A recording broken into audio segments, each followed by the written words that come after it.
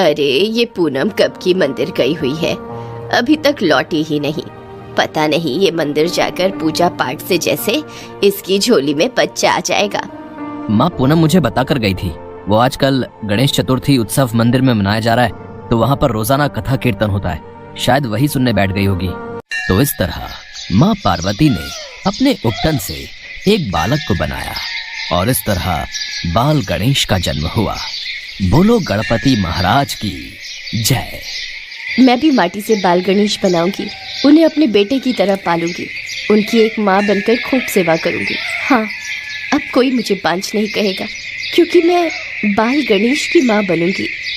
पूनम की शादी को 8 साल हो गए थे, पर उसे संतान सुख नहीं मिला था। उसकी सास और पड़ोसी रिश्तेदार सब उसे बांझ कहकर बुलाते थे। पर उस दिन कथा के पश्चात पूनम ने गणेश जी को अपना बेटा मान लिया। पूनम घर गई और अगले दिन एक कुम्हार से मिट्टी ले आई और बहुत मेहनत और लगन से उसने मिट्टी के बाल गणेश बना लिए। पूनम ने बाल गणेश को सुंदर कपड़े, गले में माला, कानों में कुंडल और हाथ पैरों में घुंघरू पिरोए कड़े और पायल पहना दिए। वो बाल गणेश की मूर्ति को गोद में लेकर बच्चों की तरह प्यार करती थी, मानो उसकी ममता एक माँ का प्यार वो बाल गणेश पर लुटाने लगी। पड़ोसी जब उसे देखते तो वो उसकी सास से बातें बनाने लगते। बिमला, ध्यान रख अपनी बहू का, ये इस तरह भगवान गणेश को गोदी में उठाई घूमती रहती है जैसे सचमुच का बच्चा हो। कहीं ऐसा ना हो तुम्हारी बहू का दिमागी संतुलन बिगड़ जाए और वो पागल हो जाए। मालती सही कह रही है, मैंने सुना है जो औरतें बांझ होती हैं वो खिलौनों को ही असली बच्चा समझने लगती हैं। बहू का ये व्यवहार तुम्हारे परिवार के लिए खतरनाक हो सकता है। अच्छा, हम चलते हैं। पूनम, ओ पूनम, कहाँ है? जरा इधर तो आ। इतनी देर से कमरे में क्या कर रही है? माँ जी, वो बाल गणेश के सोने का समय हो रहा था तो उसे सुला रही थी। अरे पागल हो गई है क्या? वो मिट्टी के गणेश हैं, वो कोई असली बच्चा नहीं है। दिनेश, जरा इधर आ। क्या हुआ माँ? दुकान का थोड़ा हिसाब देख रहा हूँ, कोई जरूरी काम था क्या? अरे सबसे जरूरी काम इसके दिमाग का इलाज करवाना है। कब तक ये गणेश की मूर्ति को गोदी में बच्चों की तरह उठाए घूमती रहेगी? अपना बच्चा तो इससे होना नहीं है। इसको उठाने के चक्कर में घर के कामकाज भी देर से करने लगी है। पूनम, अभी तो बाल गणेश सो चुके हैं ना, तो अभी तुम माँ की बात को मानो और थोड़ा उनके साथ काम में मदद कर दो। माँ जी, मैंने सारा काम कर दिया है। शाम की सब्जी भी काट कर रख दी है और रोटियों के लिए आटा भी गूंथ दिया है। माँ, पूनम ने सारा काम कर तो दिया है, फिर तुम्हें उससे क्या शिकायत है? वो बाल गणेश के साथ खुश है तो उसे रहने दो, उसे उनके साथ खेलना अच्छा लगता है, इसमें कोई हर्ज नहीं है। दिनेश अपने काम करने लगता है और पूनम कमरे में चली जाती है, पर विमला के दिमाग में कुछ और ही चल रहा था। अगर मुझे पूनम के सिर से बाल गणेश को बच्चा मानने का भूत उतारना है तो मुझे कोई ठोस कदम उठाना होगा। एक रात पूनम बाल गणेश को झूले में सुला रही थी। अचानक झूला करते करते पूनम की आंख लग गई और विमला उसके कमरे में पहुंची। वो बाल गणेश को झूले से उठाने लगी, पर बाल गणेश को विमला उठा ही नहीं पा रही थी। अरे ये क्या हो रहा है? मैं बाल गणेश को उठा क्यों नहीं पा रही हूँ? मिट्टी की मूर्ति का इतना वजन कि मुझसे उठाई नहीं उठ रही। अरे लगता है पूनम जाग गई। मुझे तो इस पर कोई भूत प्रेत का साया दिखाई पड़ता है। ये पूनम तो सचमुच पागल हो गई है। शायद ये कोई प्रभु की लीला ही थी कि बिमला झूले में से मूर्ति को हिला तक नहीं पाई। अगले दिन पूनम बाल गणेश को गोदी में लेकर दरवाजे पर खड़ी लोरी गा रही थी। सो जा बाल गणेश, निंदिया तुझे सुलाए। सो जा बाल गणेश, मीठी मीठी लोरी तेरी माँ तेरे लिए गाए। अरे बाहर खड़ी होकर क्यों हमारे समाज में खिल्ली उड़ाने पर तुली हुई है? बहुत हो गया तेरा नाटक। मोहल्ले वाले भी हमें अब पागल समझने लगे हैं। ला ये मूर्ति मुझे दे, मैं इसे जमुना जी में प्रवाह आती हूँ, कुछ पुण्य मुझे भी मिल जाएगा। नहीं, मैं अपने बेटे को किसी को भी नहीं दूंगी। बाल गणेश मेरा बेटा है, ये मेरे साथ ही रहेगा। पूनम, मेरी बात को समझ, ये तेरा बेटा नहीं है। इतनी देर में दिनेश भी आ जाता है। ला दे ये मूर्ति मुझे दे। नहीं माँ जी, मैं अपने बेटे को किसी को नहीं दूंगी। माँ जी मेरे गणेश को मत छीनो। माँ ये क्या कर रही हो? पूनम का हाल तो देखो, वो कितना रो रही है। अरे एक बार ही रोएगी ना, कम से कम पागल तो नहीं बनेगी। जैसे ही बिमला पूनम के हाथ से भगवान गणेश की मूर्ति छीनती है, मूर्ति हवा में उड़ जाती है और उस मूर्ति में से भगवान गणेश प्रकट होते हैं। बिमला घबरा जाती है। पूनम और दिनेश भी अपने सामने गणेश जी को देखकर हैरान रह जाते हैं। क्या हुआ बिमला? मुझे समक्ष देखकर तुम घबरा क्यों गई? तुम एक माँ से उसके पुत्र को छीनना चाहती थी। पूनम ने मुझे अपने पुत्र की तरह समझा, मुझे माँ का प्यार दिया, पर तुम एक माँ होकर उस प्यार को नहीं समझ पाई। मुझे क्षमा कर दीजिए प्रभु, मैं आपकी शक्ति को पहचान नहीं पाई। पूनम, मैं तुम्हारी भक्ति भावना से प्रसन्न हूँ। अब तुम्हें कोई बांझ नहीं कहेगा। तुम्हारे गर्भ से 9 माह के पश्चात एक बहुत ही सुंदर और होनहार बालक का जन्म होगा। हे गणेशा, आपकी जय हो। आपने मेरी झोली खुशियों से भर दी। भगवान गणेश पूनम को पुत्रवती होने का आशीर्वाद देकर अंतर्ध्यान हो गए और 9 माह के पश्चात पूनम ने एक बहुत ही सुंदर बेटे को जन्म दिया। पूनम ने अपने बेटे का नाम शुभम रखा, क्योंकि भगवान गणेश के आशीर्वाद से पूनम के जीवन में ये शुभ घड़ी आई थी और भगवान गणेश को शुभम नाम से भी जाना जाता है। उर्वशी की कहानी शुरू होती है जब वो सिर्फ 17 साल की थी और इंटर पास करने के बाद कॉलेज जाने के सपनों में खोई थी। 2 बड़े भाइयों के बाद वो घर में सबसे छोटी थी। दोनों बड़े भाइयों की शादी हो चुकी थी और शादी के बाद से ही दोनों ने अपनी गृहस्थी अलग बसा ली थी। उर्वशी की माँ का देहांत बहुत पहले ही हो गया था। उसके पिता रिटायर्ड सरकारी अफसर थे।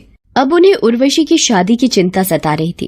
एक दिन उर्वशी अपने पिता से, पिताजी देखिए ना, ये 2 कॉलेज हैं जहाँ इकोनॉमिक्स के अच्छे टीचर्स हैं। फीस भी पता कर ली है मैंने। आप देखिए इन दोनों में से कौन सा कॉलेज सही रहेगा। अब ये सब छोड़ो बेटा, मेरे पास बैठो, कुछ बात करनी है। जी बताइए। बेटी, वो मेरे दोस्त है ना राजपाल जी, उन्होंने एक बड़ा ही अच्छा रिश्ता बताया है तुम्हारे लिए। लड़का अच्छा कमाता है, बड़ा कारोबार है। तुम्हें उन्होंने राजपाल जी के यहाँ ही देखा था। उनकी बेटी की शादी में बहुत अच्छा रिश्ता है बेटा। शादी अभी से? लेकिन पिताजी मुझे तो कॉलेज। बेटा वो अच्छे लोग हैं, ऐसा रिश्ता बार बार नहीं मिलता। मैं भी अब बूढ़ा हो गया हूँ और तुम्हारे भाइयों को तो तुम जानती ही हो, उन्हें कोई मतलब नहीं, न तुमसे न मुझसे। मैं चाहता हूँ अपने जीते जी तुम्हारा घर भी बसा दूं तो सुकून से इस दुनिया से जा सकूंगा। उर्वशी पढ़ लिख कर अपने सपने पूरे करना चाहती थी, लेकिन ऐसा कुछ नहीं हो पाया। वो चाहकर भी अपनी शादी को रोक नहीं पाई। कुछ ही महीनों बाद उर्वशी की शादी रमेश से हो गई। रमेश उर्वशी की उम्मीद से बिल्कुल अलग था। उसके परिवार ने उसके बारे में सब कुछ झूठ कहा था। रमेश के पिता का कपड़े का कारोबार था, लेकिन रमेश ने कभी कारोबार में अपने पिता का हाथ नहीं बटाया। वो हर वक्त शराब के नशे में डूबा रहता और उर्वशी के साथ भी उसका बर्ताव बहुत ही खराब था। उर्वशी के लिए ये बहुत बड़ा झटका था। उसके दुख को बांटने वाला भी वहाँ कोई नहीं था। एक दिन जब रमेश शराब के नशे में धुत घर पहुँचा तो उर्वशी से बोला, अंधी है क्या? पति घर आया है, जाकर एक गिलास और नमकीन लेकर आ। देखिए आप पहले से ही बहुत नशे में हैं और पियेंगे तो। इससे पहले कि उर्वशी अपनी बात को पूरा करती, रमेश उसके गाल पर एक जोरदार थप्पड़ जड़ देता है और गुस्से से कहता है, चुप, बहुत जुबान चलने लगी है तेरी। अब तो मुझे बताएगी कि मैं क्या करूँगा। जितना कहा उतना कर, समझे? वरना। ये हर दूसरे दिन होता था। रमेश पहले अपने दोस्तों के साथ जुए में पैसे हारता और फिर घर आकर उर्वशी पर गुस्सा उतारता। उर्वशी ने अपनी सास से इस बारे में बात की तो वहाँ से भी उसे नाउमीदी ही हाथ लगी। ये सब मुझे बताने से क्या होगा, पति है तेरा, ख्याल रखा कर उसका। हमने सोचा था शादी हो जाएगी तो सब ठीक हो जाएगा, लेकिन हमारी तो किस्मत ही फूटी है। कंगालों की लड़की उठा लाए। सब मजाक उड़ा रहे थे हमारा कि इकलौते लड़की की शादी में एक गाड़ी भी नहीं मिली। उर्वशी बहुत उदास रहने लगी। एक तरफ रमेश का बुरा बर्ताव, दूसरी तरफ सास से दहेज न मिलने के ताने। लेकिन फिर भी उसने इस बारे में कभी अपने पिता से शिकायत नहीं की। बड़े भाइयों ने तो पहले ही उससे किनारा कर लिया था। वो बिल्कुल अकेली हालात का सामना कर रही थी। रमेश के पिता एक अच्छे इंसान थे, लेकिन वो भी बहुत बीमार रहते थे। पूरे घर को चलाने की जिम्मेदारी उन पर ही थी। लेकिन लंबी बीमारी से वो हार गए और उनका देहांत हो गया। उनके जाने के बाद भी रमेश की आंखें नहीं खुली, जिसकी वजह से सब कुछ बर्बाद हो गया। उर्वशी अब एक प्यारी सी बच्ची पिंकी की माँ बन चुकी थी, लेकिन रमेश को किसी की परवाह नहीं थी। एक दिन जब पिंकी भूख से बिलख रही थी, तब उर्वशी ने रमेश से कहा, सुनिए जी, पिंकी ने कल से कुछ नहीं खाया, घर में कुछ भी नहीं है पकाने को। माँ जी को भी कितने दिन हो गए हरिद्वार गए हुए, उनकी कोई खबर नहीं। आप कुछ तो कीजिए। मैं क्या करूं? मेरे पास पैसे होते तो बिना दारू के बैठा होता यहाँ। एक काम कर, इस बोझ को अनाथ आश्रम छोड़ के आ जा, मेरे से तो कुछ ना होगा। और तू भी कहीं चले जा। क्या कह रहे हो? अरे ये तुम्हारी बच्ची है, कैसे इतने पत्थर दिल हो सकते हो? अपनी बच्ची को अनाथ आश्रम में छोड़ने को कह रहे हो? तुम्हें कुछ नहीं करना है तो मत करो, पर मैं तुम्हारी तरह नहीं हूँ। बस अब बहुत हो गया, मैं जा रही हूँ अपनी पिंकी को लेकर। इतना कहकर उर्वशी पिंकी के साथ घर से निकल जाती है। रमेश उसे एक बार रोकता तक नहीं। वो इतने सालों से खुद के साथ नाइंसाफी बर्दाश्त करती रही, लेकिन अपनी बच्ची के खातिर उसमें हिम्मत आ गई थी। उसके पिता भी अब इस दुनिया में नहीं थे। अब उर्वशी के पास कोई ठिकाना नहीं था। वो कई दिनों तक एक मंदिर में रही, फिर उसे एक फैक्ट्री में मजदूर का काम मिल गया। अब वो पिंकी के साथ एक झुग्गी में रहने लगी। वो पूरा दिन मेहनत करती और तब कहीं जाकर अपना और पिंकी का पेट भर पाती थी। उसकी हालत देखकर फैक्ट्री के मैनेजर को उस पर दया आ गई। उसने एक दिन उसे बुलाया और कहा, उर्वशी, तुमने बताया था कि तुम 12वीं तक पढ़ी हो, है ना? जी सर, मैं तो उससे आगे नहीं बढ़ पाई, लेकिन मेरा सपना है कि अपनी पिंकी को खूब पढ़ाऊं ताकि उसे किसी का मोहताज न होना पड़े। मैं समझता हूँ। देखो, इस मजदूरी के काम से तो तुम अपनी बच्ची को कभी स्कूल नहीं भेज पाओगी। मेरी पत्नी सारिका एक समाज सेवी संस्था चलाती है, जो ऐसे लोगों की मदद करती है जो हुनरमंद तो हैं लेकिन गरीबी से लड़ रहे हैं। मुझे लगता है कि वहाँ तुम्हें जरूर कोई मदद मिल सकती है। ये लो, ये पता है वहाँ का। जी सर, मैं जरूर मिलूंगी मैडम से। आपका बहुत बहुत शुक्रिया सर। उर्वशी अगले ही दिन सारिका से मिलती है। सारिका बहुत ही भली इंसान थी। उसने उर्वशी को गरीब बच्चों को पढ़ाने के लिए नौकरी पर रख लिया। साथ ही उसे संस्था का सारा हिसाब किताब संभालने का काम भी सौंप दिया। इसके बदले उर्वशी को अब अच्छी तनख्वाह मिलने लगी, जिसकी मदद से वो पिंकी को स्कूल भेज पाई। पिंकी भी उर्वशी की तरह बहुत ही मेहनती थी। वो पढ़ने में बहुत अच्छी थी। ऐसे ही वक्त गुजरता गया। पिंकी 12वीं क्लास में बहुत ही अच्छे नंबरों से पास हुई और अब उर्वशी को पिंकी का बेहतर भविष्य बनाना था। एक दिन उसे परेशान देखकर सारिका ने उससे पूछा, क्या हुआ उर्वशी, कोई परेशानी है क्या? जी मैडम, बस यही सोच रही हूँ कि अब आगे क्या और कैसे होगा। मेरी पिंकी ने बहुत मेहनत से पढ़ाई की है। मैं जानती हूँ कि वो मेडिकल की पढ़ाई करना चाहती है, पर मुझसे कहती नहीं, खर्चे से डरती है। मुझे कुछ तो करना होगा मैडम। जैसे मेरे सपने टूटे, मैं अपनी पिंकी के नहीं टूटने दूंगी। सच उर्वशी, तुम एक मिसाल हो। इतनी मुश्किलें झेलने के बाद भी तुम्हारा हौसला तारीफ के काबिल है। तुम फिक्र मत करो, पिंकी का डॉक्टर बनने का सपना जरूर पूरा होगा। पर कैसे मैडम?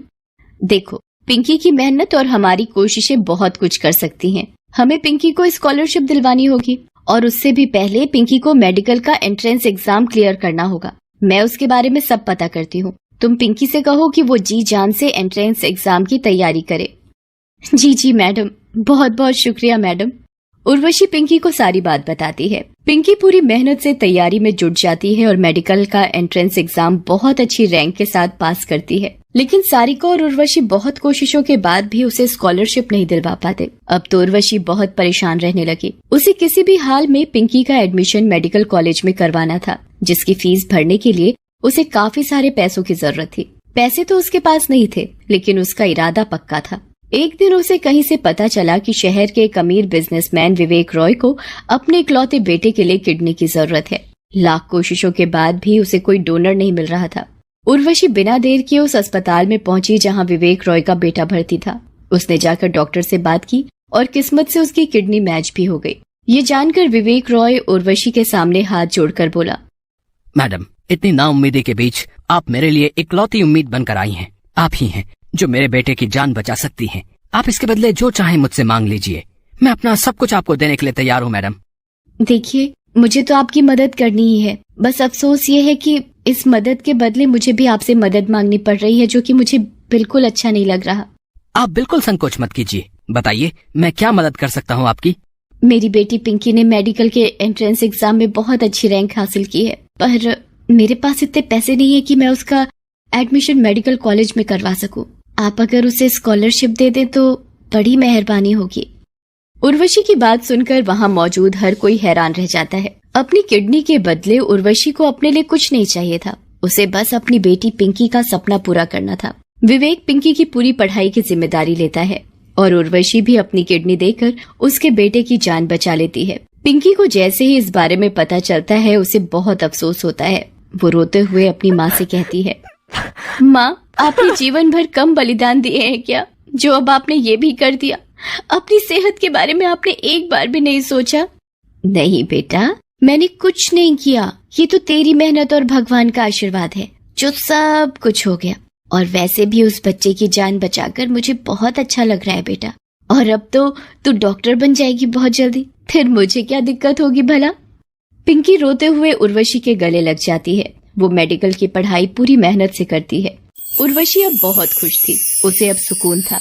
आखिर उसे उसके जीवन के संघर्ष का फल जो मिल गया था।